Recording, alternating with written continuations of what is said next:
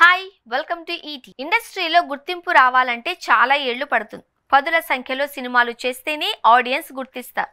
కానీ కాకినాడ శ్రీదేవి మాత్రం చేసిన ఒక్క సినిమాతోనే ఫుల్ క్రేజ్ కొట్టేసింది బ్యూటీ.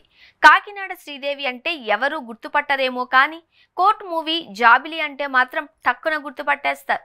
కోర్ట్ మూవీతో తొలి సినిమాతోనే బ్లాక్ బస్టర్ హిట్ అందుకుంది కాకినాడ శ్రీదేవి. కోర్ట్ ఈ మూవీలో తన నటనతో యువతను ఆకట్టుకుంది శ్రీదేవి. ఈ మూవీలో హీరోగా హర్ష్ రోషన్ నటించాడు. ఈ చిత్రానికి రామ్ జగదీష్ దర్శకత్వం వహించగా ప్రశాంతి తిపిర్నేని, దీప్తి గంట నిర్మాతలుగా వ్యవహరించారు. ఈ ఏడాది మార్చిలో థియేటర్లలో విడుదలైన ఈ మూవీ బ్లాక్ బస్టర్ టాక్ తెచ్చుకుంది.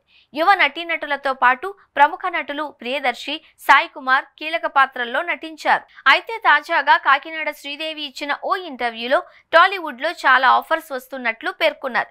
ఎక్కువగా college love stories, youth movies లో ఆఫర్స్ వస్తున్నట్లు, ఒకరిద్దరు యంగ్ తెలుగు హీరోలతో నటించాలి అంటూ కూడా ఆఫర్స్ వచ్చాయి అని తెలిపింది.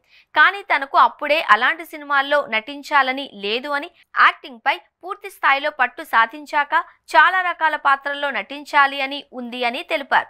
హీరోయిన్ అయ్యేందుకే ఇండస్ట్రీలోకి వచ్చినట్లు తెలిపింది కాకినాడ శ్రీదేవి. రీసెంట్ గా తమిళంలో ఓ సినిమాకు గ్రీన్ సిగ్నల్ ఇచ్చింది శ్రీదేవి. ఈ మూవీ ఇటీవల ప్రారంభమైంది.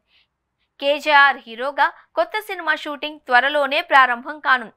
మినీ స్టూడియో బ్యానర్ పై రెగన్ స్టానిస్లాస్ దర్శకత్వంలో ఈ సినిమా తెరకెక్కుతోంది.